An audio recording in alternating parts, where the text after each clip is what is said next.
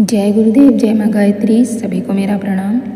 बहुत से लोग बोलते हैं कि हमारी अनुष्ठान जो है फलित नहीं होती, हमारे अनुष्ठान का हमें फल नहीं मिलता। हम विभिन्न प्रकार के अनुष्ठान करते हैं, गायत्री अनुष्ठान करते हैं, पर उसका लाभ हमें नहीं मिलता।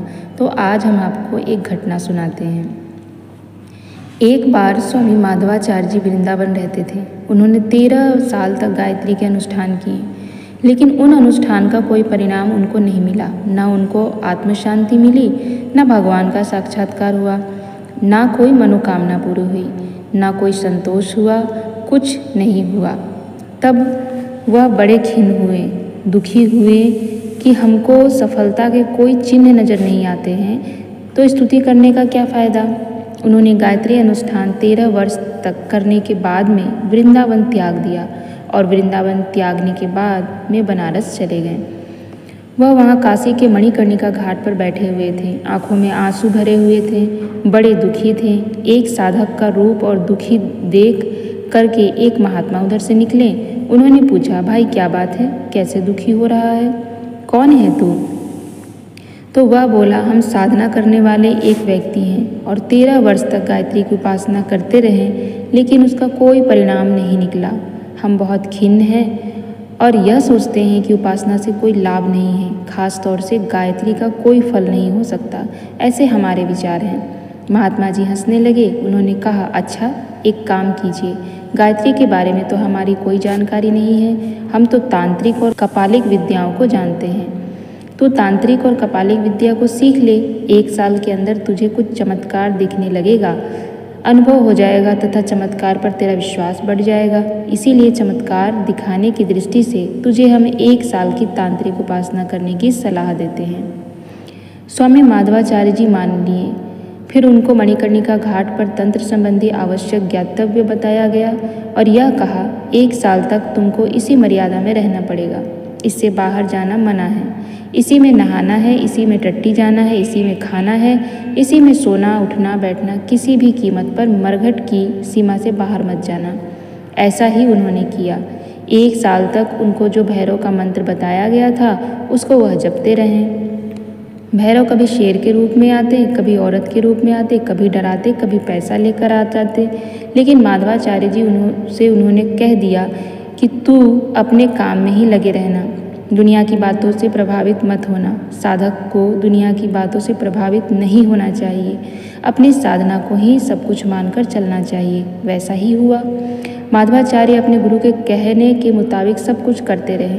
जो कोई आते रहे सबको फटकारते रहे, आप लोग चले जाइए, हम तो साधना कर रहे हैं। एक दिन साल जब पूरा हो गया तब भैरव जी ने दर्शन दिए।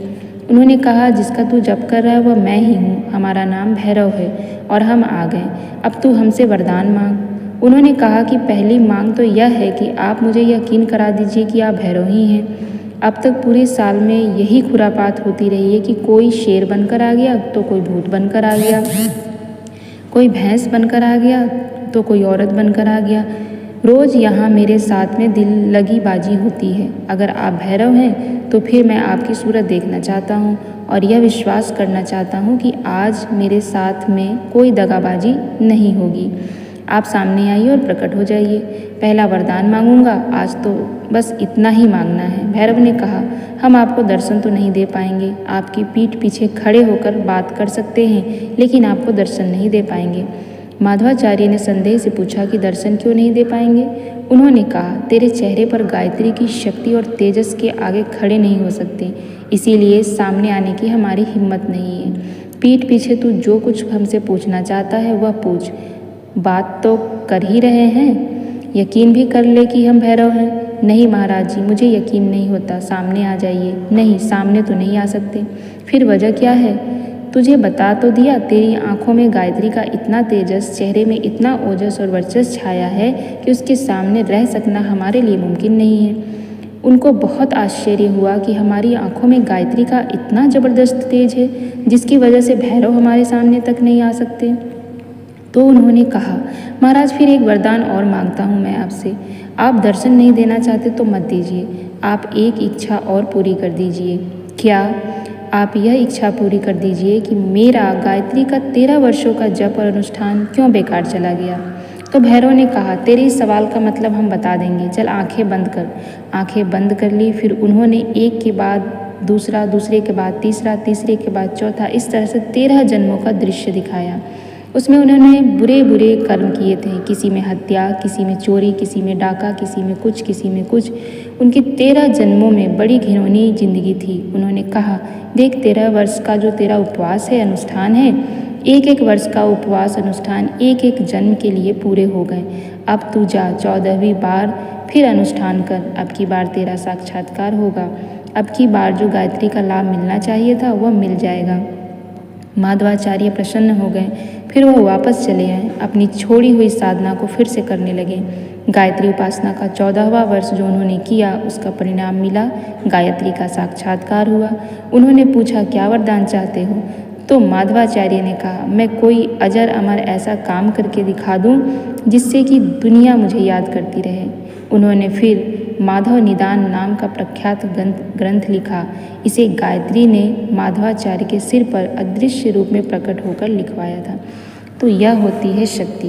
पहली चीज़ तो साधक को कभी भी भ्रमित नहीं होना चाहिए, किसी की बातों में नहीं आना चाहिए, अपनी साधना, अपने अनुष्ठान में निरंतर लगे रहना चाहिए और पूर्ण विश्वास और श्रद्धा के साथ लगे रहना चाहिए।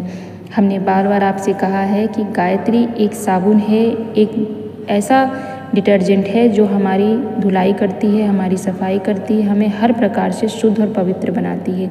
और तब इसका लाभ जब मिलता है तो वह लाभ पूरी दुनिया देखती है। इसीलिए आप भी अपने मन से सभी डर निकाल कर अनुष्ठान करते रहिए और इस नवरात्रि और आने वाले हर समय में आप अनुष्ठान को पूर्ण कीजिए और उसका लाभ लीजिए। आपको लाभ अवश्य मिलेगा। ऐसा हम नहीं, उन लोगों ने कहा है जिन्होंने इसका लाभ पाया है, कठिन परिश्रम से पाया है और हमेशा पाते रहेंगे। जय गुरुदेव, जय मां गायत्री, सभी को मेरा प्रणाम।